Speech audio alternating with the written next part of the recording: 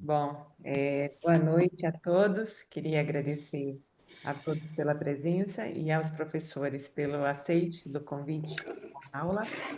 Nosso webinar de hoje é sobre desafios hemodinâmicos no transplante hepático, da sala de cirurgia até o pós-operatório. Eu vou apresentar o professor Luiz Marcelo Malbuísson, e depois ele dá sequência aí com a apresentação dos nossos palestrantes. Professor Luiz Marcelo é docente da Faculdade de Medicina da USP, é coordenador da UTI do Departamento de Gastroenterologia e Transplantes, lá do HC, e é anestesiologista sênior do Programa de Transplante de Órgãos do Aparelho Digestivo do Hospital das Clínicas da Faculdade de Medicina da USP. Queria desejar aí uma boa aula a todos e passar a palavra para o professor Luiz Marcelo. Opa, só um segundo. Na hora H, a câmera falha. Meu santo Cristo. Opa, voltei. Boa noite a todos. Inicialmente, eu gostaria de agradecer o convite para participar desse webinar de tremenda importância, particularmente para mim, que milito na área de UTI e transplante de fígado. E é com muito prazer que eu introduzo os dois palestrantes de hoje, o professor Francisco Ricardo Lobo, anestesiologista do CET da Funfarm de São José do Rio Preto, que vai falar sobre as alterações hemodinâmicas do intraoperatório, e a professora Suzana Lobo, que é chefa da UTI, professora da Faculdade de Medicina de São José do Rio Preto, que vai falar sobre as alterações hemodinâmicas no pós-operatório, que são especialistas ambos nesse assunto, tem uma tremenda experiência. E inicialmente eu passo a palavra para o professor Francisco Ricardo Lobo, para que ele comece a sua apresentação, depois para a professora Suzana Lobo, e ao final a gente entra num debate, troca de ideias, e as perguntas podem ser pelo chat. Boa apresentação, Lobo. Ok, obrigado. Está tudo correto aí na tela? Sim. Eu quero agradecer inicialmente a SDA, ao Conselho Editorial da Vijan, a Liana, particularmente, que empenhou bastante nesse encontro, a presença do Marcelo, do Luiz Marcelo, amigo nosso há bastante tempo. E hoje, particularmente, eu fico muito feliz de ser um dia especial para nós aqui de São José do Rio Preto, porque nesse exato momento nós estamos realizando o transplante hepático número 943. Isso é uma honra muito grande. Eu participei do primeiro e até hoje a gente coordena e trabalha no Hospital de Base responsável pelo transplante hepático. E isso acarreta, evidentemente, depois de 28 anos quase de transplante, uma experiência que a gente pode transmitir a vocês para a gente discutir no pós-operatório condutas que a gente pode eventualmente mudar. Bom, a gente sabe que o transplante hepático é um procedimento muito complexo, ele envolve alterações hemodinâmicas importantes. Essas alterações são muito influenciadas pelo paciente que vai receber, ou o paciente que doa, né, o órgão. O paciente que vai receber, evidentemente, a maioria deles tem cirrose e hipertensão portal, e a gente vai observar que em diferentes momentos do transplante existem muitas variações hemodinâmicas. O transplante hepático, quando ele é feito com todas as características de boa conduta, a gente percebe que os pacientes têm uma sobrevida muito boa, de 80% a 90%, muito diferente de quando iniciou lá em 1950, 60, quando a mortalidade era exatamente o contrário. A mortalidade era muito alta, hoje a sobrevida é muito grande. Normalmente nós fazemos o transplante, se realiza em doenças hepáticas terminais e que apresentam alterações hemodinâmicas importantes, muito ligada a alterações hemostáticas do paciente. E sempre a gente percebe que a coagulação, a hemostasia sanguínea, está relacionada com a evolução do paciente, com a hemodinâmica do paciente, devido à probabilidade muito grande de sangramento. Lembrando que o paciente normal, ele tem um equilíbrio entre os fatores de coagulação e os fatores de inibição da coagulação, os inibidores, principalmente proteína C, antitrombina. E no paciente cirrótico, nós temos uma diminuição desses fatores, portanto, uma diminuição mais ligada aos próprios coagulantes do que os inibidores. Daí a tendência dos pacientes a terem um sangramento no paciente cirrótico, embora eles estejam diminuídos comparativamente com os indivíduos normais. Porém, os procoagulantes diminuem mais. Mas isso não significa que o paciente vai sangrar.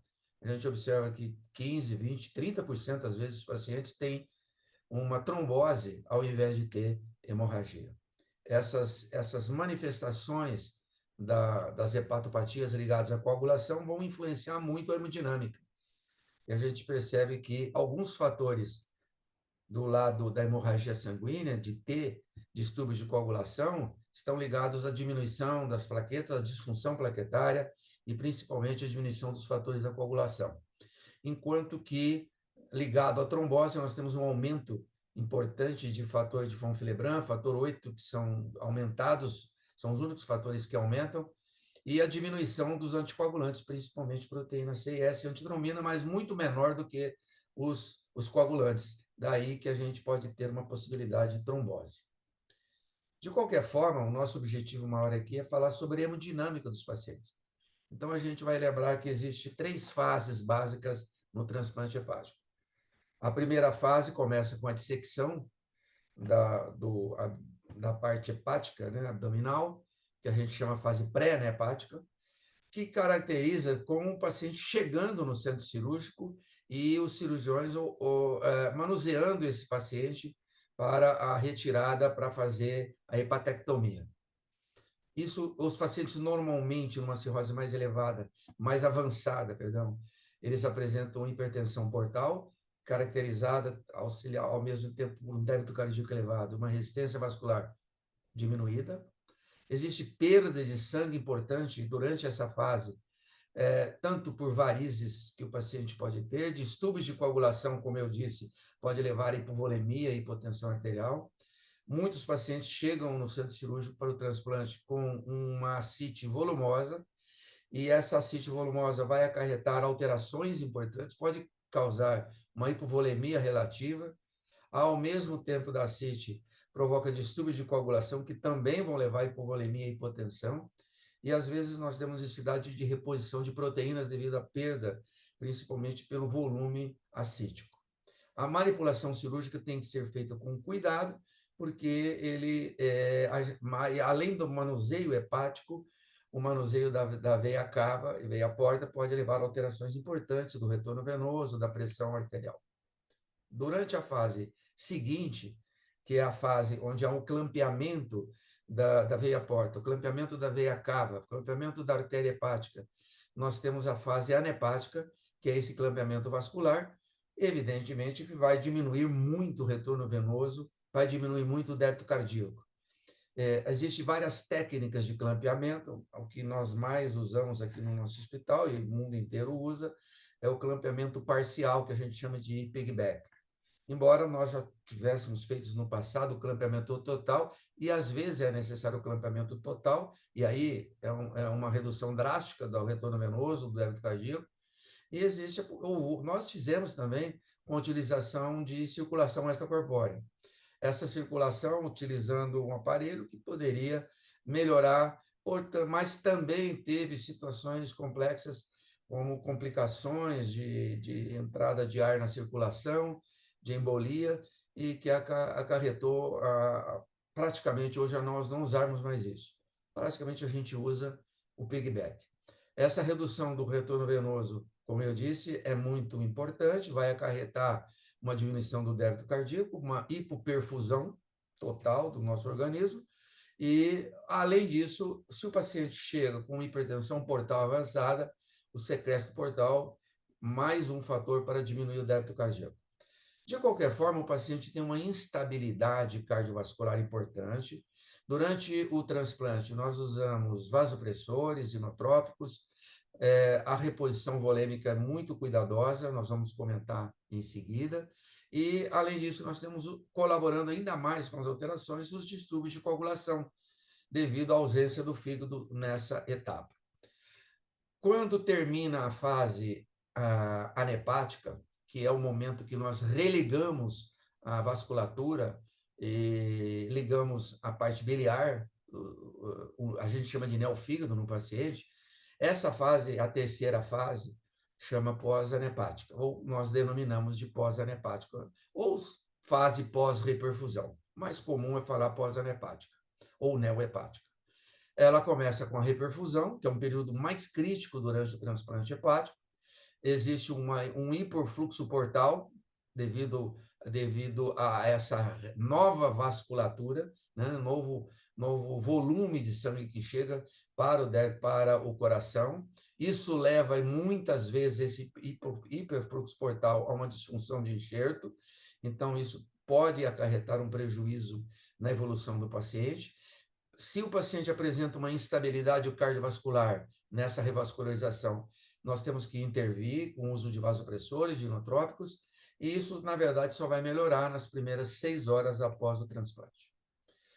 Eu fiz um diagrama para que o público entenda, para que vocês entendam, que nós temos aqui um gráfico mostrando que a cirurgia começa, então, hora zero, mas o anestesista normalmente leva de 1 hora, 1h30, para fazer todos os procedimentos de intubação, procedimentos de cateterização de artéria, de veia, cateterização central, para que a monitorização global do paciente para que seja iniciada a cirurgia. Do período pré-anepático até o momento do clampeamento da veia porta, nós temos aproximadamente 2 horas em média. A fase anepática dura aproximadamente 50 minutos, 1 hora, e a fase final, que é a neohepática, em torno de 2 horas, 2h30, quando corre tudo ok. Portanto, a gente tem 5h30, 6 horas de cirurgia, com mais 1 hora pré-cirurgia, que é o momento que o anestesista prepara o paciente.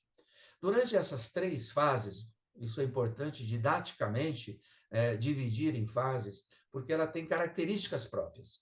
E a gente vai colocar para vocês o que acontece nesse paciente. Em relação à volemia, a hipovolemia, né, na fase pré-anepática, pelo manuseio do paciente, pela perda para o volume acítico, a diminuição dos fatores de coagulação, piorando a coagulação do paciente drasticamente, uma hiponatremia, porque acaba sendo diluído pelo volume, pela volemia do paciente, hipocalcemia, hipomagnesemia, e muitas vezes o paciente hipotérmico, que é um agravamento importante, levando a distúrbio de coagulação ainda mais. E a oligúria do paciente, caso ele faça essa hipovolemia, que é bastante comum. Durante a fase anepática, que é a fase após o clampeamento da porta e parcialmente da veia cava inferior, essa diminuição drástica do retorno venoso vai acarretar um prejuízo enorme para o paciente. A gente tem que ter o cirurgião tem que ter uma rapidez para essa fase, ele tem que durar mais ou menos 1 hora, não pode passar disso, e isso acarreta uma disfunção hepática caso avance nesse tempo. A característica principal é a fibrinólise, piorando a coagulação drasticamente, portanto, perdendo volume, perdendo sangue, que vai acarretar ainda mais a diminuição do débito cardíaco, a piora da volemia do paciente. Após a fase anepática, após a reperfusão, a fase neohepática, principalmente na reperfusão, uma hiperpotassemia importantíssima, acarretando, às vezes, arritmia, parada cardíaca, inclusive, a acidose muito mais motivada pelo clampeamento dos vasos, a vaso portal, acarretando ao retorno dessas citocinas, dessas interleucinas abdominais, o clampeamento parcial ou total da cava inferior, todo o membro inferior durante esses 50 minutos, 1 hora, com a circulação parada, no momento da reperfusão, essa acidose vai prejudicar muito o paciente se ele não for controlado. Algumas vezes o paciente tem uma hipotensão importantíssima, devido à dificuldade do coração de receber esse novo volume. Muitas vezes essa hipervolemia instantânea na reperfusão acarreta um prejuízo enorme para o paciente. Acarreta também uma hipotermia, a fibrinólise continua. Normalmente, a fibrinólise, após 1 hora e meia na anel hepática, ela começa a melhorar acentuadamente. O que nós, anestesistas, estamos preocupados durante a fase hepática? É corrigir os problemas, corrigir toda essa situação colocada. Recentemente tem sido utilizado quase que rotineiramente o antifibrinolítico, principalmente o ácido tranexâmico. Porém, nosso serviço, especialmente, nós temos reduzido a utilização do ácido tranexâmico apenas em situações onde não existe possibilidade do paciente ou não apresentou no pré-operatório situações de trombose em veia porta ou artéria, então nós utilizamos. Se ele teve caso no pré-operatório, na avaliação do paciente, situações de trombose, então nós abolimos o antifibrinolítico em qualquer fase, a não ser que tenha um sangramento anormal mesmo. Soluções balanceadas para manter o equilíbrio ácido básico. A nossa escolha está em Plasma Light, embora o nome seja um nome comercial, ele é único no mercado e a gente utiliza essa solução balanceada com pH 7,4, que eu acredito seja a melhor opção para a reposição volêmica no transplante hepático. Utilizamos algumas vezes o Ringer lactato, é uma solução balanceada, mas que tem um pH um pouco mais ácido e que talvez não seja a melhor opção. Por isso que nós optamos sempre pelo Plasma Light. A albumina, nós rotineiramente repomos a albumina, porque o paciente cirrótico tem hipoalbuminemia. Entretanto, nos pacientes que têm ascite, a reposição é mais abundante, a gente praticamente faz uma reposição de volêmica cada 2 Plasma Light, a gente repõe um frasco de albumina, exceto quando não tem complicações ou a albumina não está tão rebaixada, então nós usamos aí uma situação de colocar 2 a 3 frascos durante todo o procedimento. A coagulação nós mantemos utilizando complexo protrombínico e em algumas situações, isso é muito relevante, a gente faz avaliação laboratorial do fibrinogênio. Fibrinogênio, a gente sabe, é o fator 1 da coagulação, extremamente importante para formar o coágulo, e nós utilizamos aqui ou o crioprecipitado ou o hemocompletan. Isso vai variar de paciente a paciente, vai depender do momento, da disponibilidade hospitalar também. E o concentrado de hemácia a gente repõe quando a perda sanguínea é importante, o hematócrito cai bastante, a hemoglobina cai, então há uma necessidade de reposição de concentrados de hemácia. Mas sempre com parcimônia, hoje a gente, por avanço da técnica cirúrgica, por experiência própria do cirurgião, do anestesista, a reposição de concentrados de hemácia hoje é muito menor do que era 10 anos, 15 anos atrás. Ok? O antifibrinolítico, se o paciente tem necessidade, a gente mantém durante a fase anhepática, mas, como eu disse, o nosso serviço, hoje, apenas em situações específicas. A solução balanceada, a albumina pode ser reposta, o complexo protrombínico. Nessa fase, nós não repomos mais fibrinogênio, porque não tem fígado, né? Então não há necessidade de você repor, devido ele permanece na circulação. Anel hepática, a gente mantém os mesmos produtos que a gente utiliza, os mesmos fármacos que a gente utiliza na fase pré-anempática. Em relação ao pré-transplante, a gente se preocupa muito com o excesso de vasodilatadores que o paciente possui, que, na verdade, eu já mostrei no segundo ou terceiro slide para vocês. Não é o excesso de vasodilatadores, é que a diminuição dele, globalmente, é menor do que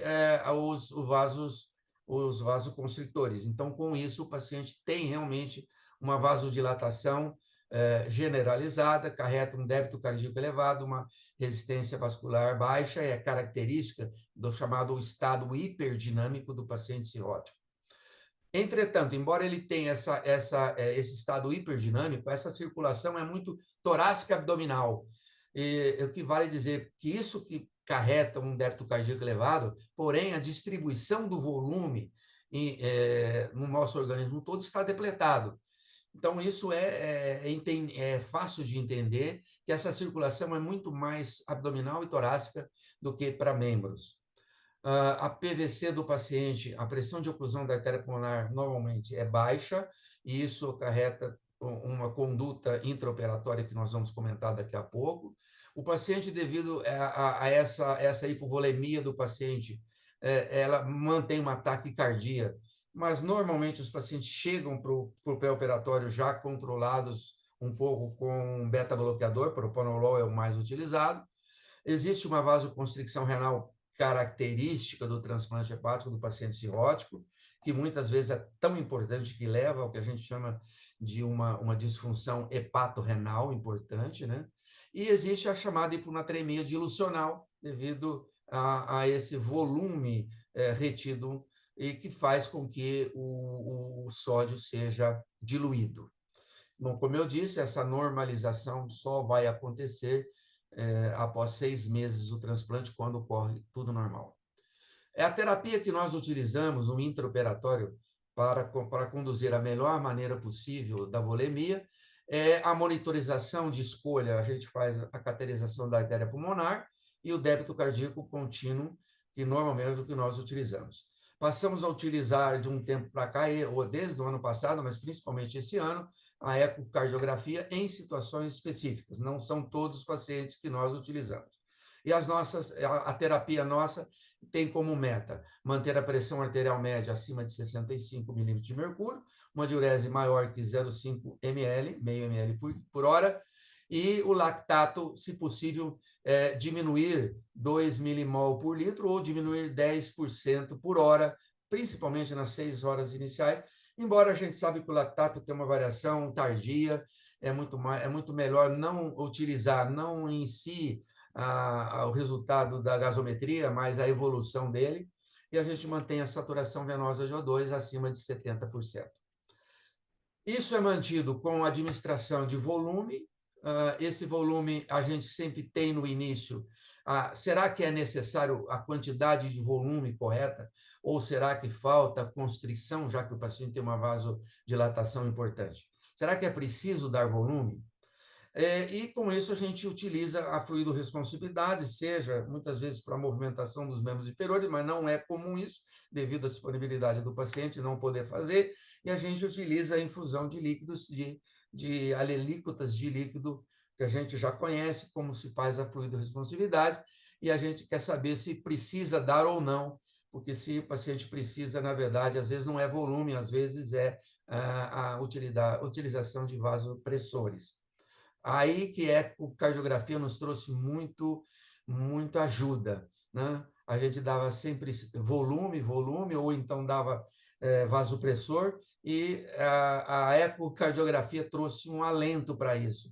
Com isso, a gente pode escolher a melhor alternativa possível. Lembrando sempre o que a gente diz, né? Que nem todo paciente precisa de volume e nem todo que responde deve recebê-lo. Por isso que a ecocardiografia transesofágica ela é relevante. No manejo intraoperatório, esse é um dos slides que eu acho que traz bastante informação para o transplante hepático, para a monitorização intrahepática da volemia do paciente. Nós temos vários monitores que a gente utiliza, pode utilizar. Começamos com a pressão arterial invasiva. Isso vai oferecer para nós continuamente a pressão arterial. E nós sempre utilizamos a pressão radial, né? A cateterização da artéria radial.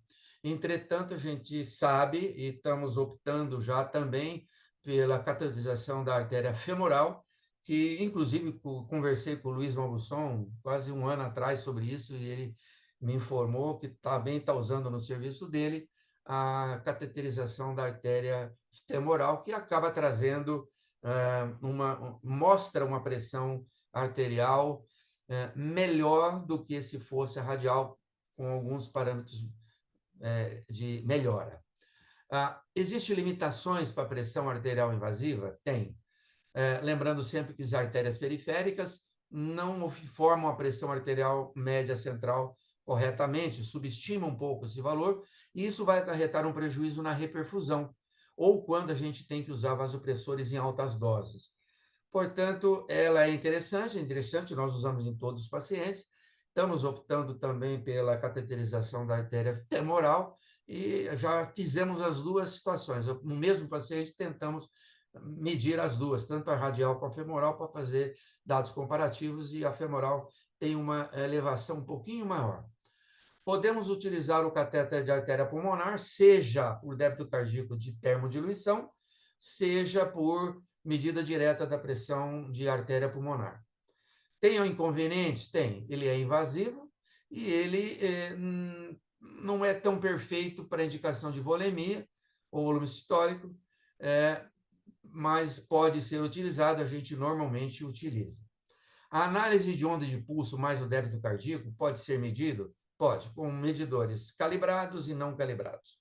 Normalmente a gente usa não calibrado o FlowTrack, e calibrados a gente utiliza o EV1000 ou então utiliza o Pico, mas nós estamos utilizando o EV1000 praticamente já uns 40, 50 pacientes últimos que nós temos feito.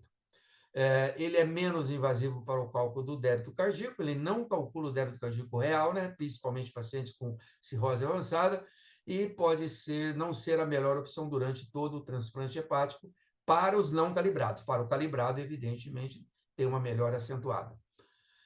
Podemos utilizar também a análise de artéria de pulso, é importante para a variação do volume sistólico.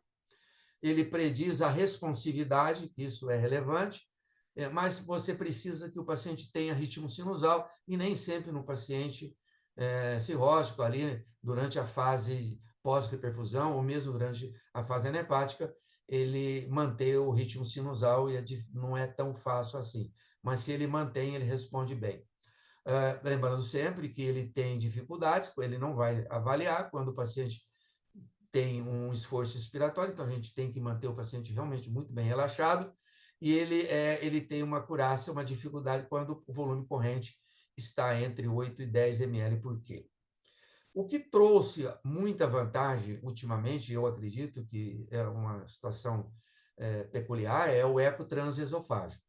Ele dá uma medida direta do enchimento cardíaco, ele monitora possibilidades de isquemia miocárdia, a gente preocupa muito no momento da reperfusão, ou imediatamente após a reperfusão, e ele pode, evidentemente, avaliar pela imagem e pelos números que ele oferece, possível embolia pulmonar, shunts e patologias valvares. Ele tem dificuldades para sua utilização. Primeiro, que ele precisa ter um treinamento específico, né? E a SBA oferece isso gratuito para a gente fazer, para os anestesistas fazer, e ele precisa de ter uma experiência para fazer. Nós estamos ainda em fase preliminar, eu diria, de treinamento, embora a gente tenha algumas pessoas que nos ajudam esporadicamente, pessoal que trabalha com a cardíaca tem nos auxiliado muito durante o transplante hepático, oferecendo ajuda para diagnóstico, e nós estamos também, na verdade, aprendendo ainda a utilizar o eco transesofágico. Mas a gente percebe que tem uma vantagem muito grande. Ele tem uma visão limitada no intraoperatório, porque a gente observa apenas a parte do miocárdio, e tem alguns inconvenientes que, inclusive, algum tempo atrás, eu tive conversando com o pessoal aí da USP, do Hospital das Clínicas, e eles até interromperam a sua utilização nos pacientes naquela época, porque houve ruptura de varizes esofágicas. E a gente tem realmente uma preocupação, e nós aqui temos passado o eco apenas quando a gente faz na avaliação pré-anestésica, né, na avaliação do paciente, a gente tem que ter um diagnóstico da equipe, da endo, que faz o eco, e a gente observa se tem varizes esofágicas ou não. Se tiver de grosso calibre, a gente não passa o eco, apenas em calibres médios e pequenos, ok? E tem o risco da lesão esofágica, né? Pela passagem do guia, né? Então, a gente tem muita preocupação com isso. Mas é o que a gente tem utilizado no manejo intraoperatório. A finalidade desse manejo, evidentemente, é prevenir o débito cardíaco inadequado do paciente no pré-operatório, ou mesmo o débito cardíaco elevado quando tem a reperfusão. Ou isso acarreta sempre uma hipoperfusão tecidual, vai aumentar a acidez, a acidose, vai aumentar distúrbios importantes da população. A gente tem que evitar a hipervolemia, por isso que o manejo é muito importante. Se a hipovolemia não corrigida, leva à disfunção do holoenxerto e o paciente deve ser mantido euvolêmico o máximo possível ou levemente restritivo, mas a gente tenta manter ele dentro da euvolemia o máximo possível. A reperfusão é um momento crítico do transplante, é quando nós temos a abertura da veia porta e todo aquele sangue estagnado volta para a circulação, passa pelo fígado, levando escórias importantes metabólicas, e nós utilizamos vasopressores como noradrenalina. Aqui eu coloquei no gráfico que a gente utiliza normalmente após 1 hora, 2 horas do início, mas muitas vezes, se o paciente ele é um child C, ele tem uma vasodilatação muito importante, uma hipotensão arterial importante, e às vezes utiliza noradrenalina desde o seu início e aumentando a dose conforme a necessidade, regulando a dose conforme a necessidade. O antifibrinolítico a gente nem sempre usa e quando há necessidade utiliza às vezes desde o começo. Utilização de manitol quando tem uma disfunção renal que possibilita a utilização dele para aumentar a diurese, nem sempre acontece isso. Sulfato de magnésio a gente repõe quando há necessidade. Utilizamos, no momento da reperfusão, principalmente cloreto de cálcio, assim, em torno de 15 a 20 minutos antes da reperfusão, e principalmente para que não tenha tanta arritmia, já que ele protege o miocárdio durante a arritmia. A reperfusão é um momento crítico, a gente percebe que existe um aumento da frequência cardíaca em algumas situações, mas na maioria das vezes existe diminuição da frequência cardíaca com bradicardia importante e arritmia importante. Então esse é o momento mais crítico que a gente tem durante o transplante hepático. Lembrando, lesão grave pós-reperfusão acarreta disfunção hepática primária e inviabilidade do órgão, e esse paciente é relistado para que receba um novo órgão. A reperfusão é dada pelo aumento de radicais livres de oxigênio, pelas células de Kipfer, né, os leucócitos, invasão dos sinusoides hepáticos, mediadores inflamatórios e mediadores vasoativos. Essa lesão de isquemia-reperfusão acarretada por vasoconstricção sinusoidal, alteração leucocitária, agregação de plaquetas, alteração capilar, levando ao processo inflamatório que leva à depressão de ATP, alterações de transmembrana, e tem uma fase inicial chamada estresse oxidativo e uma fase tardia do recrutamento. Essa reperfusão, quando acontece essas situações, leva ao que a gente chama de síndrome pós-reperfusão. Mais ou menos de 10% a 30% dos pacientes têm na reperfusão essa síndrome. Essa síndrome é caracterizada por um aumento maior ou igual a 30% da pressão arterial, sustentada por 1 minuto, e acontece até 5 a 10 minutos após a reperfusão. Normalmente, nós utilizamos muitos medicamentos para controlar. A caracterização dela é dada pela arritmia, hipercalemia e acidose, todos associados. A ausência de síndrome pós-reperfusão é o que todos nós esperamos, 70% dos pacientes têm isso, e se caracteriza por uma hemodinâmica já melhorada, mantida, baixa necessidade de vasopressores, boa oxigenação do enxerto visualmente, o paciente melhora o base excess, diminui o potássio e a lactato, embora agora, no momento inicial, não aparece uma redução, mas numa fase tardia nós temos a redução. É isso que a gente tem que colocar no intraoperatório e depois a gente está à disposição para que responda as perguntas, caso aconteça. Muito obrigado por hora. Obrigado, Lobo, pela excelente apresentação. Eu tenho até algumas dúvidas para perguntar, mas eu gostaria de convidar a professora Suzana Lobo para que ela pudesse falar das alterações hemodinâmicas no período pós-operatório.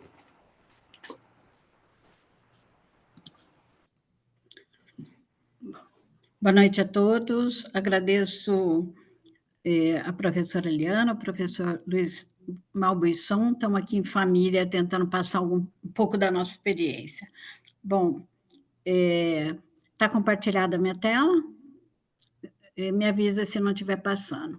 Então, o objetivo aqui é eu falar um pouquinho do que acontece na UTI, né? lembrando que os nossos pacientes que vão para os nossos hepatopatas, eles são pacientes que têm alto risco de de complicações durante a internação e alto risco de mortalidade. Se a gente olhar, esse é um estudo, por exemplo, do Rio de Janeiro, de 2 UTIs, e mostra aqui, dá uma ideia do quão alta é a mortalidade desses hepatopatas na UTI, né? Sejam os pacientes clínicos e o transplante hepático, aqui nessa época no Rio de Janeiro, era em torno de 25% de taxa de mortalidade. Se a gente olhar em termos de comorbidades, a cirrose é, sem dúvida nenhuma, aquela que está a mais associada a um risco aumentado de morte em relação a outras comorbidades. Isso já foi falado pelo professor Lobo. A gente tem, então, um paciente que tem uma vasodilatação esplâncnica generalizada, né? E, ao mesmo tempo, tem vasoconstricção de determinados territórios. Isso leva a uma sobrecarga importante do coração. Esses pacientes evoluem com cardiomiopatia cirrótica, com hipertrofia miocárdica, com problemas renais, né, com insuficiência renal, e assim como outras complicações. Então, esse regime de hipertensão portal que esse paciente passa, né, ele vai levar a todas essas complicações. E quanto mais evolui a cirrose para CHAID B e CHAID C, mais se agrava essa disfunção circulatória, né, levando até a insuficiência adrenal e 2 síndromes super importantes. Além da cardiomiopatia cirrótica, que é relativamente frequente nesses pacientes, a gente tem alguns casos de síndrome hepatopulmonar ou síndrome de hipertensão, uma hipertensão pulmonar importante, que são todas condições graves que podem complicar o perioperatório desses pacientes, né? Então, além disso, a gente tem cada vez mais pacientes com cardiopatia isquêmica. Então, comorbidades são frequentes, como essas todas aqui. Esses pacientes geralmente são pacientes que já têm ascite, síndrome hepatorrenal, né? Má nutrição, coagulopatia, como já foi falado, e, como eu disse, todas essas complicações aí associadas à dificuldade aí de manejo no pós-operatório. Esse é um estudo, a gente sabe que, por exemplo, a cardiomiopatia cirrótica, ela foi redefinida recentemente, tá?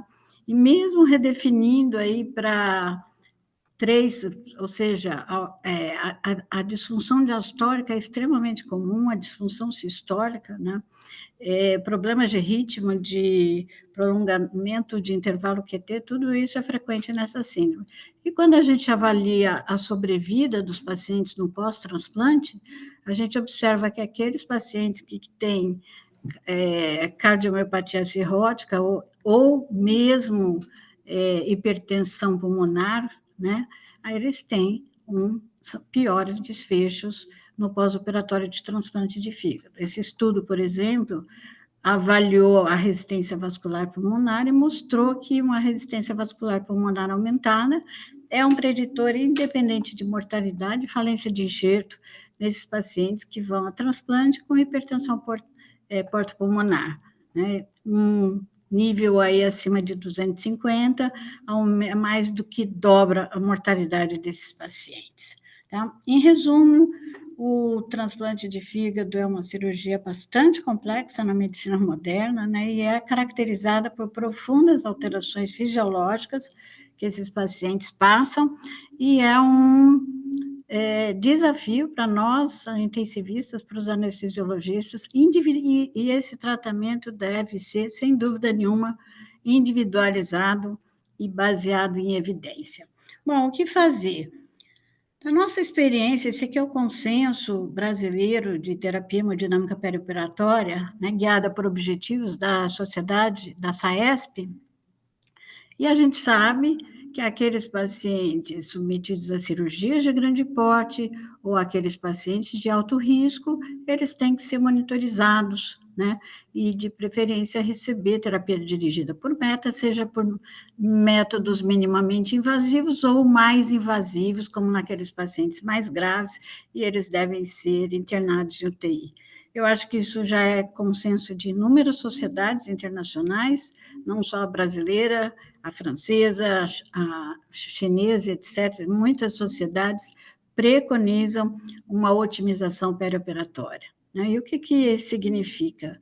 Para nós, né, a gente sempre fala, essas cirurgias de grande porte que os pacientes passam, né, são pacientes de alto risco, idosos, geralmente, que têm uma reserva cardiovascular baixa, muitas vezes disfunção renal.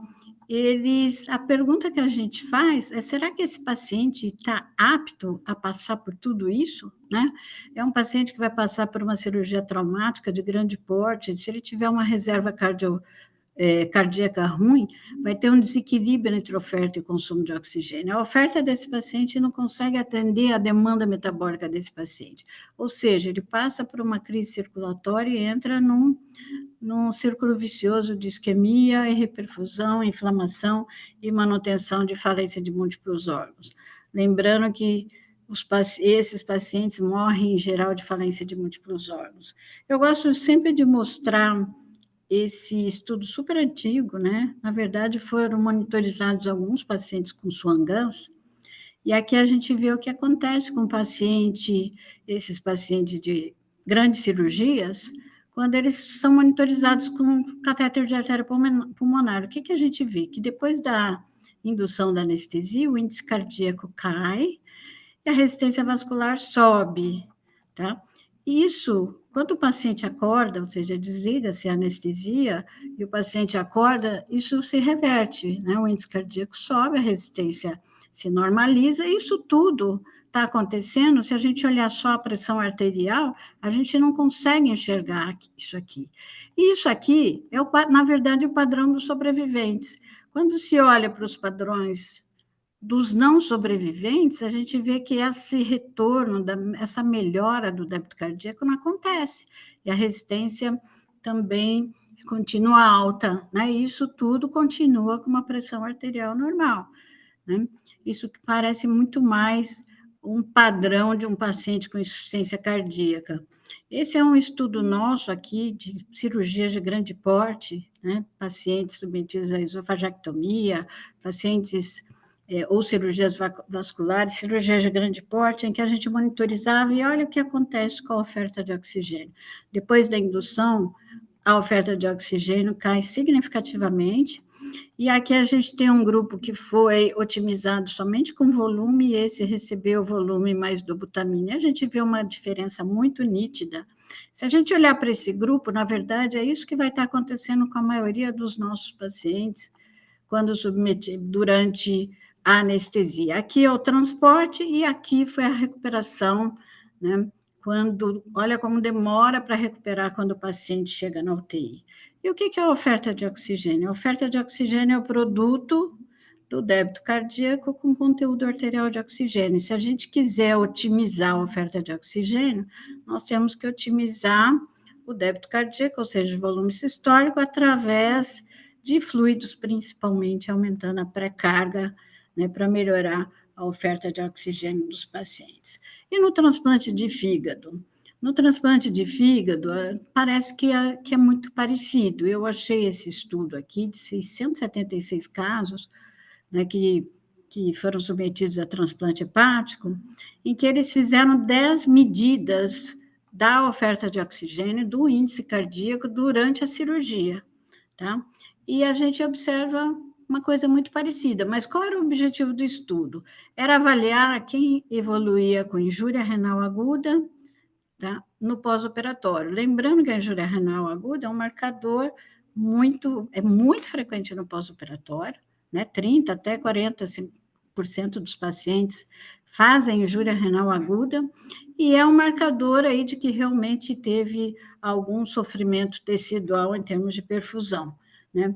E esses autores acharam que a área sob a curva, eles avaliaram a área sob a curva para pontos de corte de oferta de oxigênio de 300, 400 e 500, e observaram que o desfecho, injúria renal aguda, que ocorreu em 47%, foi muito mais frequente aqui, 55% deles, na verdade, quando eles não atingiam um DO2 acima de 500.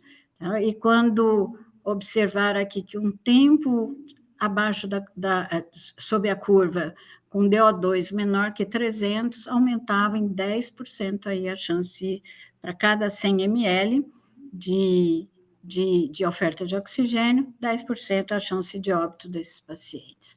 Né? E é bem interessante a gente olhar que os pacientes que morreram eram pacientes, que os pacientes que fizeram injúria renal aguda, ou seja, aqueles não respondedores que não aumentaram a oferta de oxigênio durante a cirurgia, que possivelmente tinham resposta pior, né, uma reserva cardiovascular pior, eles eram mais velhos. Interessante, eles tinham muito mais pacientes tomando beta-bloqueador, o que possivelmente impedia que esses pacientes tivessem uma resposta durante a cirurgia, melhorando o seu débito cardíaco de forma espontânea, e eles não tomaram mais fluido, aqui a gente vê que tomaram mais ou menos o mesmo tanto de fluido, e eles precisaram de mais vasopressores. Tá? Na análise multivariada, continua aqui uma oferta de oxigênio baixa com o preditor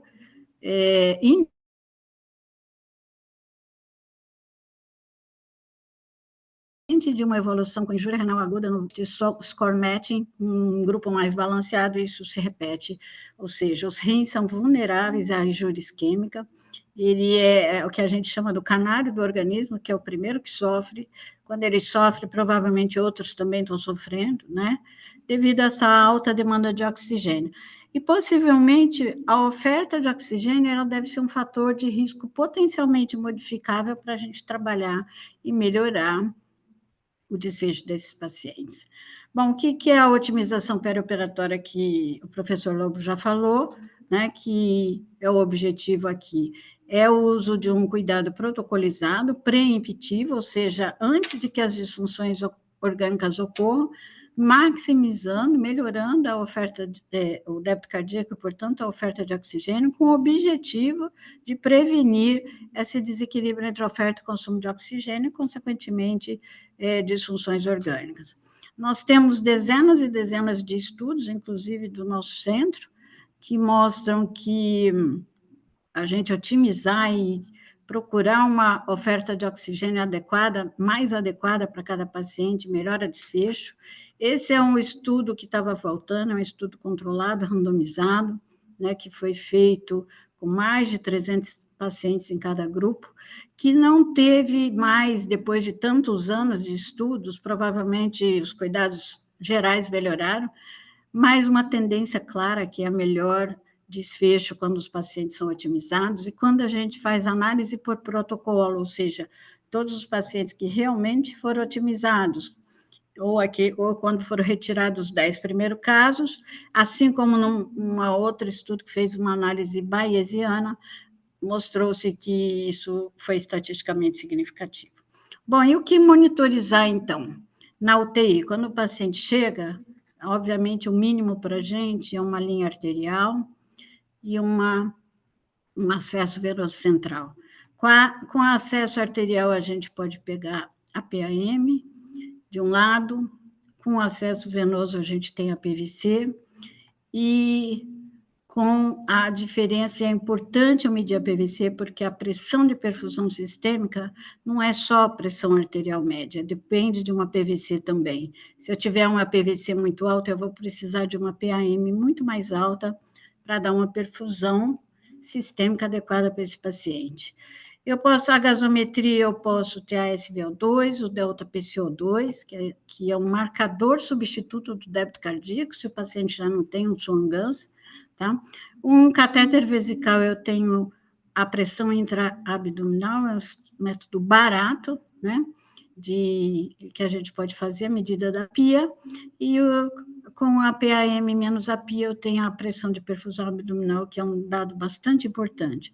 E o lactato, como já foi falado. Como monitorizar esses pacientes? Como são pacientes de alto risco, né? Geralmente, a gente vai precisar de uma monitorização mais invasiva, o que a gente considera catéter de termodiluição ou termodiluição transpulmonar, ou seja, catéter de Swan-Ganz, como monitorização invasiva, né? E é claro que se eu tiver pacientes aí com chá ideal de menor risco, sem risco cardíaco, sem hipertensão pulmonar, a gente talvez possa usar métodos minimamente invasivos. Se a gente olhar, eu gosto muito desse esquema aqui que sugere o que usar no paciente de alto risco. Se o paciente não é um paciente de alto risco, né, mas ele vai ser submetido a uma cirurgia de grande porte, a gente pode usar análise de contorno de pulso e métodos não calibrados. Para aqueles pacientes que têm falência hepática, né, que é o caso do transplante ou sepsis, preferencialmente a gente vai usar um método, quando usar análise do contorno de pulso, é preferível que se faça o débito cardíaco com o uso de um método calibrado, né, que seja por termodiluição ou por lítio, o que for, mas um método calibrado é mais indicado. Lembrando que muitas vezes esses pacientes têm complicação, se ele tem, por exemplo, hipertensão pulmonar ou ele tem falência de VD, né, não tem jeito, nós precisamos do catéter de artéria pulmonar para esse paciente, porque não tem como acompanhá-lo sem isso. Da mesma forma, se ele tem SARA, muitos desses pacientes podem complicar, mesmo no pós-operatório, pode ter uma infecção, uma SARA, ou mesmo pós-choque, hemorragia, a gente precisa monitorizar uma SARA, a termodiluição transpulmonar nos possibilita a medida da água extravascular pulmonar e do índice de permeabilidade capilar. Se em outros casos a gente pode usar métodos não calibrados e usar a variação da pressão de pulso ou a variação do volume sistólico. Bom, esse é um estudo que avaliou, a gente sabe que agora a gente tem o HPI, que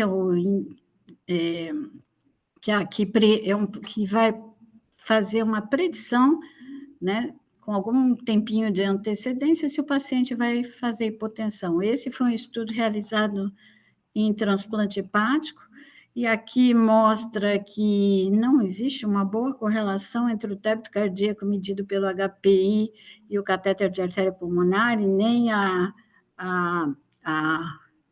resistência vascular sistêmica, e mostrou uma sensibilidade bastante alta para prever hipotensão, tá? Mas com uma especificidade muito baixa, um valor preditivo positivo de apenas 33%, ou seja, o alarme, houve uma fadiga de alarme, e eu diria que até no momento precisa-se mais estudos, e o HPI não está pronto ainda para ser utilizado na beira do leito. Bom, em relação obviamente, na UTI, as variáveis oxigênias e CO2 variáveis são extremamente importantes, o lactato, embora ele demore para responder, né? O CO2 gap, a diferença veno-arterial de CO2, ele é um marcador substituto do débito cardíaco, a gente usa para ver se o débito cardíaco está adequado, assim como a SVO2. Olhando no transplante hepático essas variáveis, né, aqui a gente tem os dados ainda não publicados, mas já em vias de 447 pacientes, a tese de doutoramento da professora Lívia, né, em que ela avaliou todos esses marcadores de perfusão tecidual e o delta-PCO2, e a gente vê aqui uma correlação muito boa em todas as 3 fases e na admissão na UTI, né? Então, quando o lactato aumenta, o B se altera, a SVO2 cai, o delta-PCO2 aumenta. Na UTI, só o delta-PCO2 foi importante aí na predição de desfechos ruins, o que sugere que, possivelmente, eles têm que ser usados aí como metas terapêuticas, né? Bom, em relação à otimização, são esses 3 passos: cuidar, não deixar o paciente hipovolêmico, cuidar do tônus motor, né, e da função cardíaca. Pressão arterial média já foi falado, acima, eu acho que até queria que o Marcelo comentasse sobre uma tese de um aluno dele que fez 2 níveis de pressão no pós-operatório de transplante, mas a gente sabe que tem que usar vasopressores, noradrenalina e vasopressina, principalmente na UTI, para manter essa PAM sempre estável e impedir injúria orgânica. Sempre avaliar a fluido-responsividade, como já foi falado. Nós temos que lembrar que não existem 2 pacientes iguais, e mesmo o mesmo paciente tem momentos totalmente diferentes, que muitas vezes ele pode se beneficiar de um regime mais restritivo ou de um regime mais liberal. E, para isso, né, a gente tem que ser preciso. Isso aqui é uma curva em J, que todos conhecemos muito bem. Pacientes com sepse, paciente com trauma, pacientes com SARA, todos os pacientes gravemente enfermos da UTI, a gente conhece, mas principalmente os cirúrgicos, né? A gente conhece bem essa curva em J, ou seja, tanto a hipovolemia quanto a hipervolemia, né, por diferentes razões, vai comprometer a oxigenação tecidual e levar a várias complicações no pós-operatório, né? Então, por isso, para ser preciso, o que a gente faz é avaliar a função cardíaca com Frank Starling, né, vendo se o paciente é fluido responsivo, e muito se usa aí a variação do volume sistólico, a variação do delta PP. Esse é um estudo que nós fizemos recentemente, publicamos no Brazilian Journal, no BJAM, né? Foi uma análise pós-hoc de um estudo observacional, em que nós avaliamos o balanço de fluido desses pacientes. O que a gente queria ver é se a gente tinha uma curva IJ igual os outros pacientes no pós-operatório, tá? Nós fizemos o balanço diário, o balanço acumulado desses pacientes, e a gente observou a mesma curva em J que está descrita para outros pacientes cirúrgicos. Ou seja, esse grupo 1 é o paciente que ficou com balanço negativo depois de 3 dias de admissão na UTI. O grupo 2 é um balanço equilibrado, ou seja, um balanço hídrico aí em torno de até 2 litros. E o grupo 3, aqueles pacientes que têm um balanço muito positivo, eles têm uma mortalidade. Isso aqui é a taxa de mortalidade. Ou seja, ser preciso, né, e não dar fluido nem de menos e nem de mais, com certeza pode melhorar, tem um potencial grande aí para melhorar desfecho. A gente sabe que esses balanços hídricos acumulados positivos acabam se correlacionando, então, com disfunções orgânicas, e quando a gente olhou aqui, tanto o balanço acumulado como o balanço no dia 1, principalmente, foram preditores tanto de mortalidade aos 30 dias, e aqui o balanço no primeiro dia de disfunção primária foi preditor de disfunção primária do enxerto, tá? Aumentando praticamente aqui 2 vezes a chance de morte quando ele estava ali no grupo 3, tá? Bom, em resumo, o volume a gente tem que fazer corretamente, né? Respeitando aquelas fases de resgate, de ressuscitação, de otimização, de estabilização. A gente precisa tomar cuidado, a gente não pode dar muito fluido muito cedo, fora de hora, e muito menos ter que correr atrás depois e dar fluido demais, né? Todo paciente tem que ser avaliado a fluido-responsividade, e mesmo o fato de o paciente ser fluido-responsivo não quer dizer que ele necessita de fluidos. É absolutamente necessário que não tenha risco de que eu dê esse fluido, né? Ou seja, esse fluido tem que virar volume sistólico e não ser extravasado para os órgãos e dar, por exemplo, um edema pulmonar. Então, qualquer sinal de hipervolemia deve desencorajar mais a administração de fluidos, né? Novamente, não é porque um paciente é fluido responsível que ele precisa de fluido, e a fluido tolerância tem que ser avaliada. Esse aqui é um estudo que mostra que que a coexistência de fluido responsividade, né, e fluido tolerância é possível, né? Então, a gente pode ter as 2 coisas juntas. Esse estudo foi com VTI, com Vexus, com ultrassom e mostrou que, independente do balanço desses pacientes, eles podem ser, ao mesmo tempo que eles são fluido responsivo, eles podem ter congestão orgânica, congestão hepática também.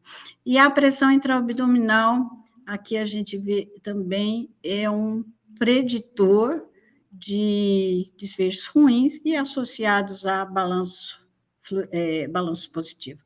E para terminar aqui, eu queria chamar a atenção, então, para a gente considerar quando parar de dar fluidos, tá? Nesse artigo aqui, com o João Manuel e o Luiz, a gente colocou alguns dados, né, para avaliar a hemodinâmica e também para parar de dar fluidos aqui, olhando a pressão intraabdominal, olhando a PVC e olhando as linhas B no ultrassom. Obrigada, era isso que eu tinha para falar.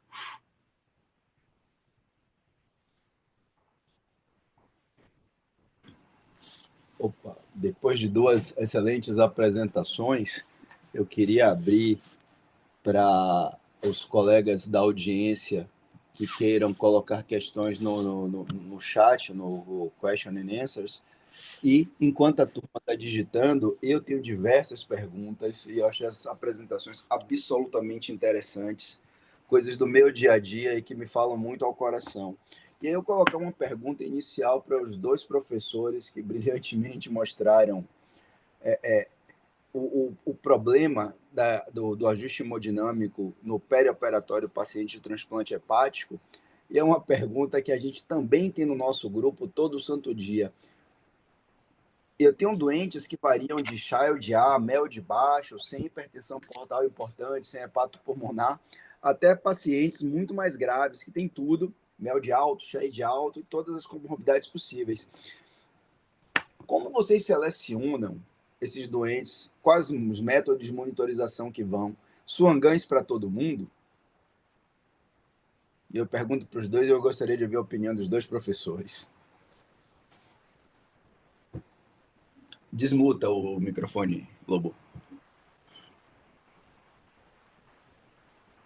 Agora, está ouvindo? Estou ouvindo, perfeito. Perfeito. Repete a pergunta, por favor. Quando você indica as monitorizações mais avançadas e quando você indica a Swan-Ganz? Você põe em todo mundo? Nós já tivemos aqui no serviço todas as situações possíveis. Nós já chegamos a fazer Swan-Ganz em todos os pacientes. Entrava paciente, só não passava quando o paciente era Child A. E é raro ter um paciente Child A, né? Aqueles pacientes com tumores e tal. Mas a maioria era B e C e nós usávamos em todos. Aí depois, evidentemente, você tem que entender que nós temos 28 anos já de serviço. E nos últimos 5, 6 anos, nós usamos muito pouco o Swan-Ganz. Só utilizamos o Swan-Ganz realmente na situação que o paciente tem uma hipertensão pulmonar já anterior. Então, quando ele vem com diagnóstico de hipertensão pulmonar, nós passamos o Swan-Ganz. E na avaliação pré-operatória, a gente já tem o valor da pressão artéria pulmonar média, já temos na mão.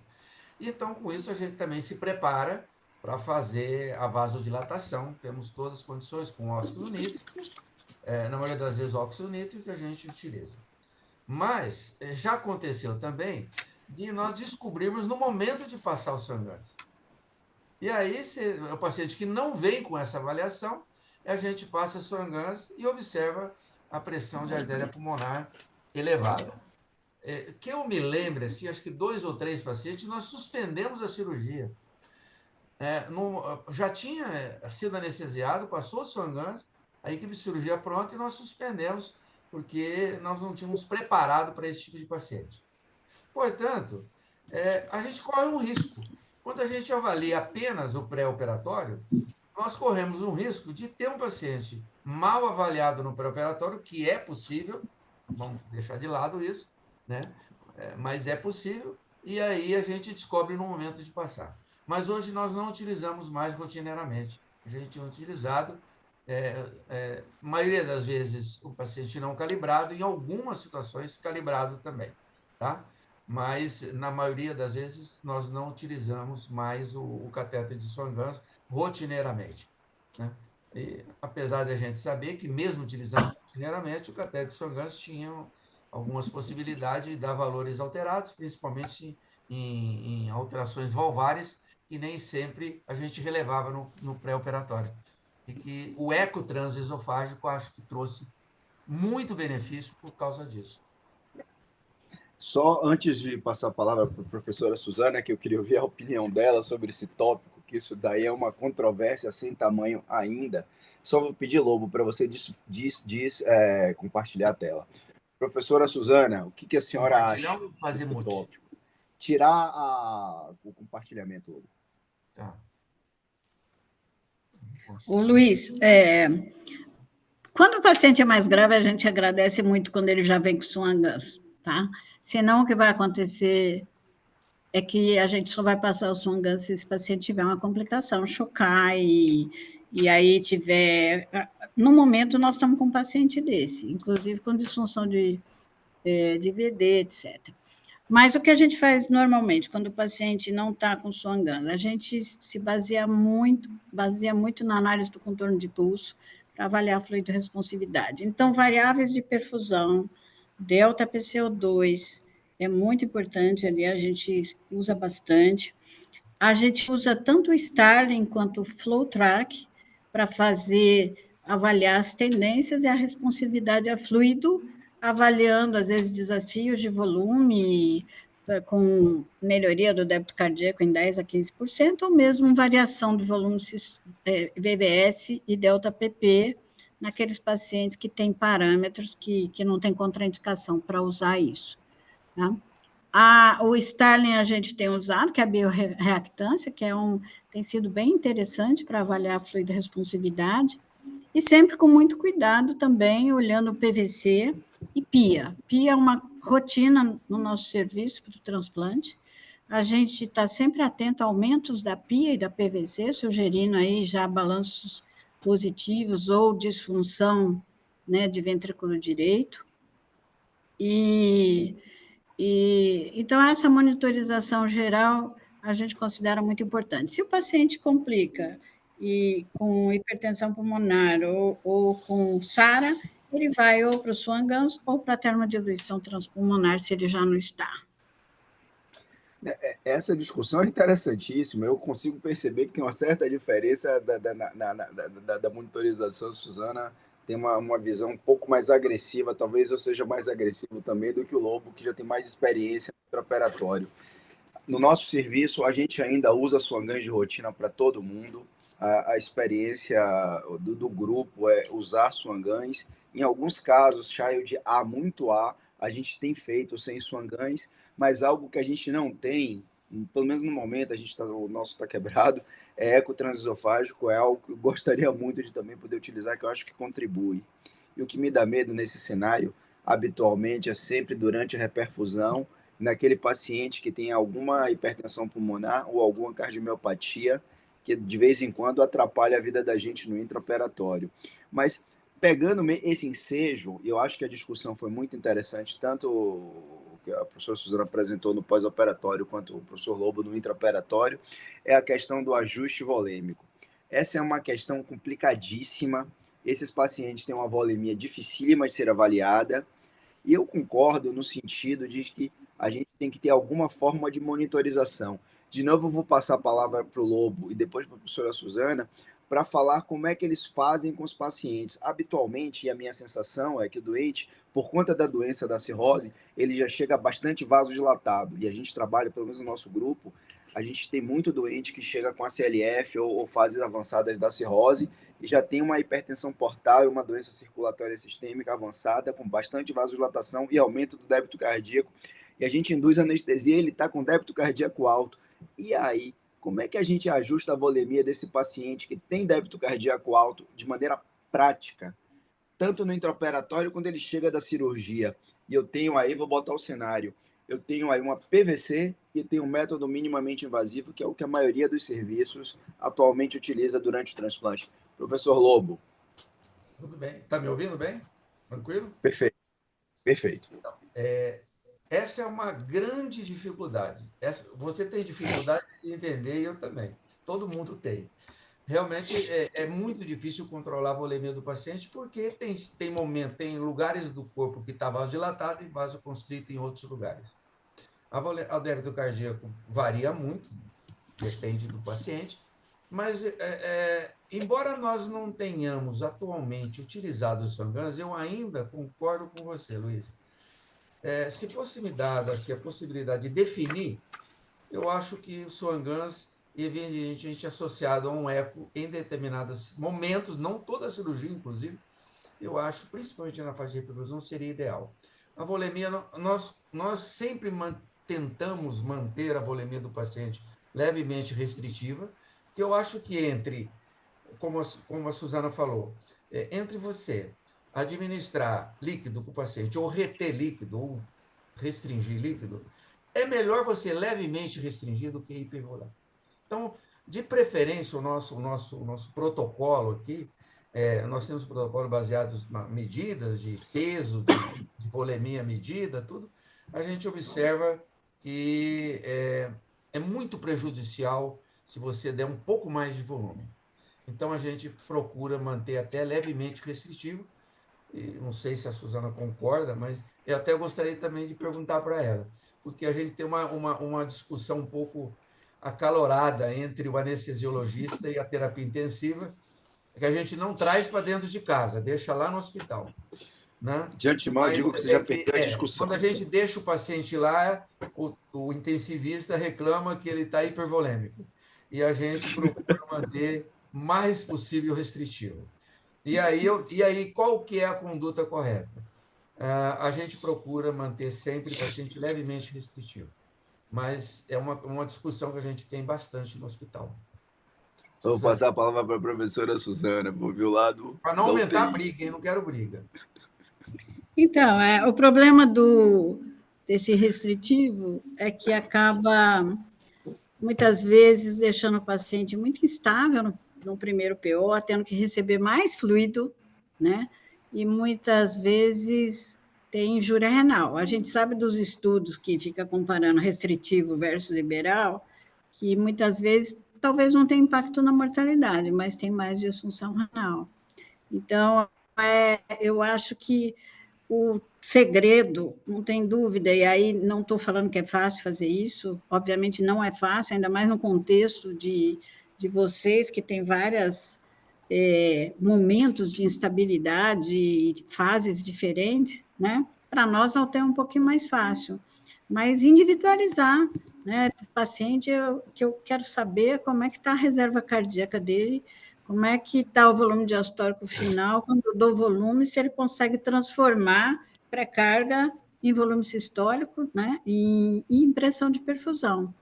E eu acho que isso é fundamental. Então, como eu falei, delta PP, se ele tiver condições, variação do volume sistólico, mas na maioria das vezes é variação do índice cardíaco. Ele está com débito cardíaco, mesmo que seja só a tendência, no caso de FlowTrack ou Starling, o que a gente estiver usando, ou mesmo a termodiluição transpulmonar, ver, e se ele for fluido responsivo, a gente continua dando volume, mas sempre com muita atenção à fluido tolerância. Eu acho que isso aí é fundamental, né? Hoje a gente tem também ultrassom, muita gente faz ultrassom e tem habilidade para fazer isso, que ajuda, ao mesmo tempo que está olhando PVC, PIA, está olhando linhas B do pulmão. Então, também está mais fácil a gente avaliar que hora que deve parar. Né? Eu acho que a gente tem que procurar, sim, ser mais preciso. E eu queria lembrar o seguinte, a gente aprendeu aí, né, das cirurgias de grande porte durante tantos estudos, tantos anos, que tem que medir índice cardíaco para a gente ter a oferta de oxigênio tecidual. Então, eu acho que esse paciente merece uma medida de débito cardíaco, de oferta de oxigênio, sim, principalmente no intraoperatório e nas primeiras 24 horas pós-operatório. Deixa eu fazer uma pergunta vinda da audiência. Uma colega chamada Gabriela R. Ela pergunta o seguinte: para verificar a microcirculação é realizado a diferença entre PVCO2 e PaCO2. Eu vou pedir para a professora Suzana explicar um pouco como é que isso funciona, como é que se interpreta esse gradiente entre CO2 venoso e CO2 arterial para avaliar a microcirculação. Para ela não ficou claro esse conceito. Eu acho que você está falando do CO2 gap, né?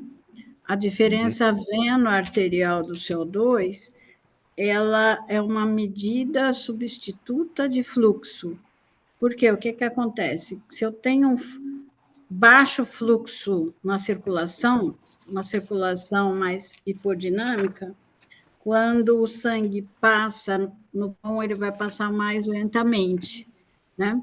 Então, eu vou ter uma maior retirada do CO2 da circulação arterial.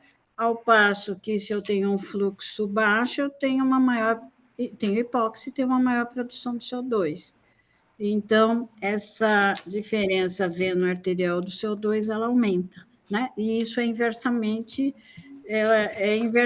ao débito cardíaco. Então, a medida do delta PCO2 é inverso ao débito cardíaco. Quando o débito cardíaco cai, o delta PCO2 sobe.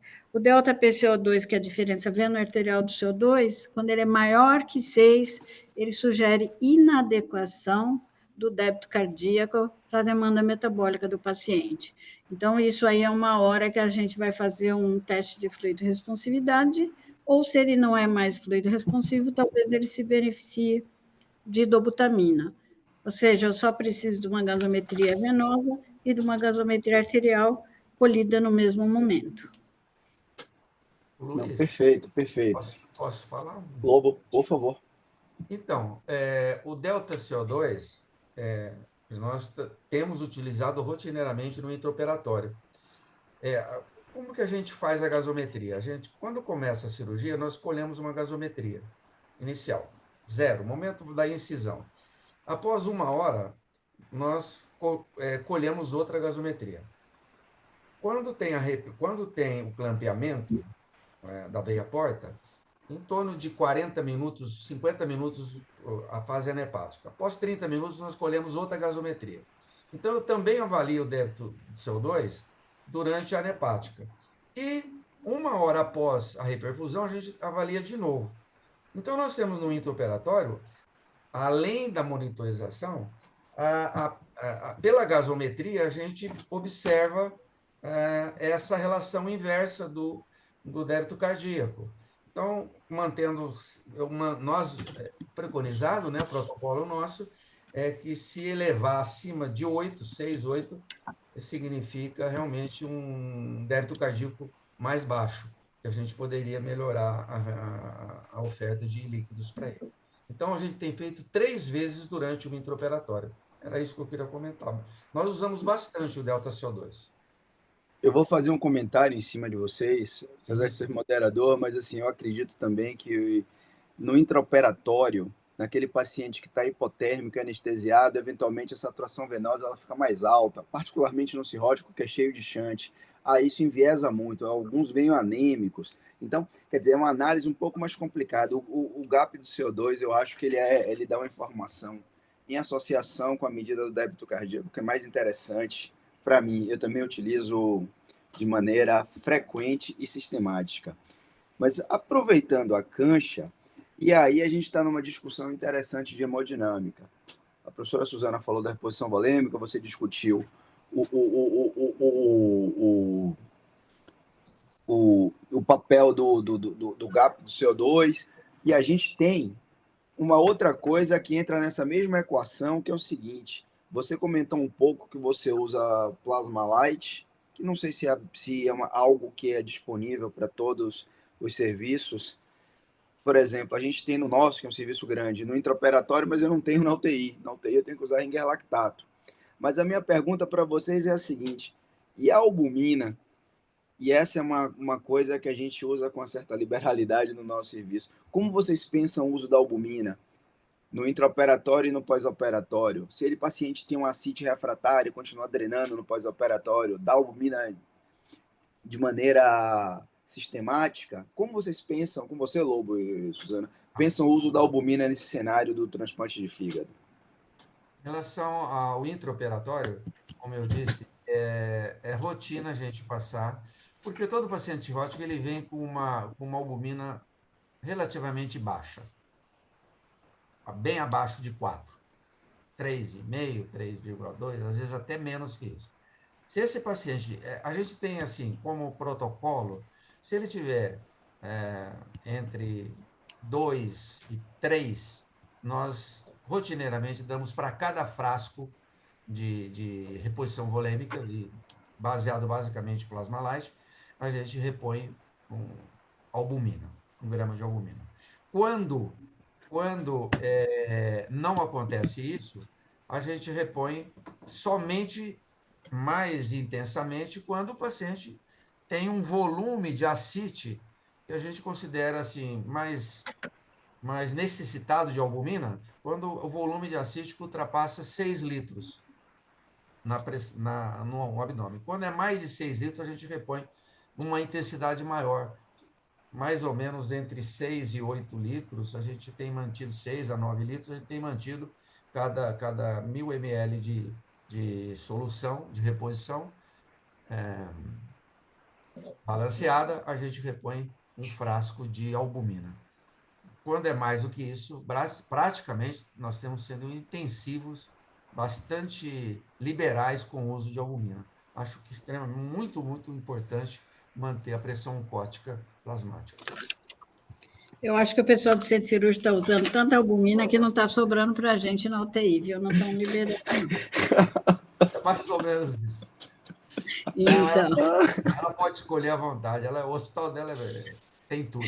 Então, na verdade, ô Luiz, nós, em relação ao plasma light, né, as soluções balanceadas, a gente não vê muita diferença entre usar o Ringer, pelo custo também, tá?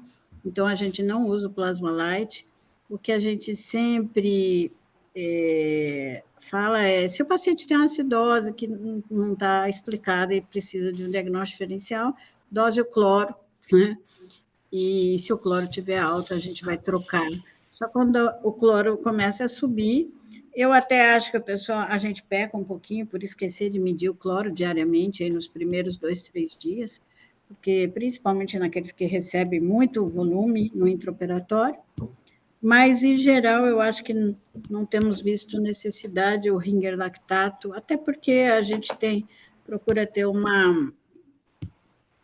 a gente acha que só com grandes volumes de soluções cristalóides é que teria algum benefício em termos de utilizar uma solução balanceada com plasma light em relação ao Ringer lactato. Agora, a albumina, a gente usa quando tem realmente grandes perdas por ascite, tá? Se perdeu, ou aquele paciente muito instável que está com uma medida de albumina muito baixa, abaixo de 2,5, alguma coisa assim, ou síndrome de extravasamento capilar, que a gente quer fazer por tentar puxar um pouco para o intravascular, né? Mas geralmente também está associada a grandes perdas por ascite. A gente no nosso serviço, a gente não tem na UTI plasma light, mas eu acho que eu também não usaria de rotina. No intraoperatório, eu acho que é um pouco diferente. Acho que o cenário lá talvez um pouco mais atrapalhado, porque o doente fica hepático e tem um períodozinho que talvez esse controle da acidose ajude um pouco mais agudo. Mas eu também sou fã da albumina de carteirinha, Lobo. Eu toco albumina em cada soro que eu dou, põe albumina. Se o cara tem ascite, eu sou generoso. Na UTI a gente vai um pouco mais devagar com albumina. Eu acho que a gente trabalha parecido um pouco com vocês. Mas assim, a gente está caminhando para o final, mas tem uma pergunta que eu adoraria colocar para os dois, e que essa é uma discussão que no meu grupo, se a gente der bandeira, vira porrada, que é o uso de vasopressina. E eu explico por quê, eu queria ouvir a opinião dos dois. Vasopressina e terlipressina, eles são vasopressores que têm um papel importante na circulação portal. É utilizado naquele paciente que tem HDA para você diminuir o sangramento varicoso. Fazendo um raciocínio inverso, quando ele vai para o transplante de fígado, a impressão da gente é que se a gente der muita vasopressina, talvez a gente diminua o fluxo pela circulação portal e diminua a perfusão hepática. Então a gente tem uma discussão se será que vale a pena, será que não vale a pena usar vasopressina no intraoperatório. Eu particularmente uso noradrenalina e vasopressina quando atinge uma dose um pouco mais alta, mas eu tento não usar a vasopressina. Mas e vocês, o que vocês pensam? Como é que a gente tem que manusear o vasopressor nesse cenário de transplante de fígado? Qual é a impressão de vocês? Sei que isso do que eu estou falando não tem evidência, isso é uma impressão baseada em outros estudos, mas eu queria ouvir a opinião dos professores. Bom, então vamos começar com o centro cirúrgico. Ele vai sair do centro cirúrgico e vai lá para a Suzana. Então, vamos começar comigo lá. Se eu sair daqui, você pode vir para cá, mas igualzinho. Igualzinho. Nós sempre começamos, quando o paciente faz hipotensão, né, hipovolemia, o vasoconstrictor, a noradrenalina de escolha. Nós geralmente começamos com dose bem baixa, 0,05 ou 0,1, e a gente vai aumentando. Quando tem necessidade de um aumento maior, a gente entra com vasopressina. Não é desde o início, Luiz. Nós realmente não usamos desde o início. Nós começamos com nora, mantemos nora e vasopressina, bem claro, vasopressina a gente começa a utilizar geralmente após a reperfusão, né? Porque a reperfusão ela traz muito efeito hemodinâmico. Como eu disse para você, é muito aguda, diferente da terapia intensiva. Na terapia intensiva, todas as respostas vão aparecendo lentamente. Então, tem que ser mais parcimonioso mesmo, tem que segurar mais um pouco a albumina, tem que segurar um pouco mais o plasma-light. As nossas mudanças são instantâneas. Tanto que, quando eu colho uma gasometria na pré-anepática, logo em seguida, eu defino o que eu vou fazer com essa gasometria. Eu vou fazer isso. Nesse momento, já começou a fase anepática. Já é outra dinâmica. Muitas vezes, os resultados que a gente tem na mão, e olha que o nosso laboratório é muito bom. A gasometria vem em 2 a 3 minutos. Mas a tomada de decisão, o que eu vou fazer, demora. E nessa demora já está em outra fase. A mudança é muito abrupta da fase. É muito diferente. Quem não vive, eu acho o transplante hepático o maior desafio que possa existir. Não é complexidade cirúrgica, que é grande, mas a resposta hemodinâmica do paciente é muito intensa e é agudo. Em 10 minutos, um paciente de vasodilatado passa a ser vasoconstricto. É um paciente que tem precisando de um volume, de repente, em 10 minutos não precisa mais. Se você não tiver uma equipe de anestesiologista focado no momento ali, nós podemos perder o paciente. Então, o Luiz, eu fico assim, é muito relevante entender que a diferença de centro cirúrgico é um pouco diferente da terapia intensiva. Então, embora o paciente chegue lá, ele já chega mais ou menos equilibrado, ou não vai ter tanta variação quanto a gente tem no intraoperatório. O intraoperatório, desculpe falar isso para a Suzana, mas é o maior desafio. Para mim, é mais desafio do que a terapia intensiva. Eu morro de medo de mandar um paciente hipervolêmico para lá, porque eu sei que já mando e eu levo as duras de você está dando isquemia renal, esse paciente vai fazer oligúria, esse paciente vai para anúria, mas eu tenho medo, é muito agudo, cara, é muito agudo. Então, a gente se preocupa muito com essa reposição, com a vasopressina. A gente entra geralmente pós-reperfusão, que o paciente está muito vasodilatado e a noradrenalina não é suficiente para isso. E aí a gente entra com vasopressina e associa os dois. E a gente tem observado que diminui a dose de noradrenalina. Melhora. Mas geralmente são esses pacientes com hipertensão portal prévios ou que tem imediatamente após a reperfusão. Eu queria ouvir a opinião da professora Suzana, que eu sou intensivista também. Eu vivo na UTI, não. Eu queria ver a opinião. Para nós, o contexto na UTI, o contexto da vasopressina é o segundo vasopressor, né? Para tentar usar um não catecolaminérgico e diminuir as doses da noradrenalina. Então, é nesse contexto. Então, a gente sempre vai estar usando a vasopressina, procurando usar doses para não usar doses altas de noradrenalina. E, além do que, a gente pensa um efeito renal, possível efeito renal protetor da vasopressina. Mas concordo que a vasopressina em dose alta, mas esse isquemia hepática, isquemia esplâncnica, isquemia digital, são eventos que acontecem raramente e vão acontecer com doses muito altas, e se esse paciente está com dose muito alta, realmente ele é um doente muito grave, que tem tudo para morrer. Mas se eu entendi a tua pergunta, você está pensando aí um pouco além, talvez usar a terlipressina. A terlipressina nós usamos na síndrome hepatorrenal frequentemente, todo dia, né? Mas só não temos usado como talvez se eu Não, a entendi gente a só sua usa pergunta, vasopressina. É isso. Não, tem só um mecanismo, porque são vasopressores que têm uma ação preferencial na circulação portal. E isso daí no pós-operatório, que isso é uma coisa que é uma discussão interna do nosso grupo, e aí a gente tem intensivista que quer, intensivista que não quer, anestesista não quer, e o vasopressina eventualmente diminui o fluxo sanguíneo para o fígado recém-implantado, e naquele cenário da gente ter um fígado que tem algum grau de disfunção de enxerto, quem sabe a gente piora a disfunção com vasopressina. Então, é um pouco desse raciocínio que a gente tem feito. Mas isso é um estudo que nós vamos ter que fazer, né? Porque agora vai vir aí o estudo NOVA, por exemplo, que é um estudo no choque séptico, que vai tentar trazer a vasopressina para mais cedo, tentando aí obter melhores desfechos. Agora, realmente, não sei se nós vamos ter Eu essa concordo resposta. plenamente que no choque séptico a vasopressina pode entrar de cara. Eu não tenho esse problema. Mas E no qual é a dose transplantado que de você... fígado, Quando é que você entra com a vasopressina? quando eu estou acima de 0,4, 0,5 de nora, no Não, é igual transplantado a de fígado. gente. No Basicamente é o que nós... resto, muito antes já estou com vasopressina, mas no transplantado de fígado, no pós-operatório, particularmente, quando tem disfunção de enxerto, eu penso que se eu posso tirar a vasopressina, a coisa que primeiro passa na minha cabeça é tirar a vasopressina. Deixa eu ler uma última pergunta da audiência, de uma pessoa,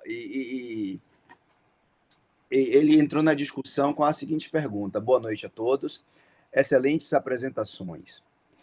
Pensando pela ótica pulmonar, a vasopressina poderia se tornar a droga de escolha ou ter um uso mais precoce diante de um paciente na vigência de hipertensão pulmonar, visto que tem menores efeitos na resistência vascular pulmonar que a noradrenalina? Quer dizer, no cara que tem hipertensão pulmonar, vale a pena usar a vasopressina mais precoce do que a noradrenalina, porque ela tem menos efeito na circulação pulmonar? Eu acho que a Suzana pode responder. Eu passo a palavra para ela. Eu Isso já é confesso... um pouco pós-operatório, né? Então, eu vou deixar para ela responder. Não, pelo que eu entendi, ele está afirmando que isso Então, ele acontece, está né? perguntando se vale a pena usar, por conta da hipertensão pulmonar, como vasopressor primário, vasopressina ao invés de noradrenalina. Eu acho que nós não temos essa resposta. Não tem, pelo menos eu não conheço, não sei se você conhece, Luiz, algum estudo que Não, avaliou a resposta da vasopressina na circulação pulmonar, não. Eu não. acho Eu usaria noradrenalina também. também. Eu fico com a noradrenalina e estou bem feliz. A gente sabe, conhece bem a droga, ela é uma droga boa.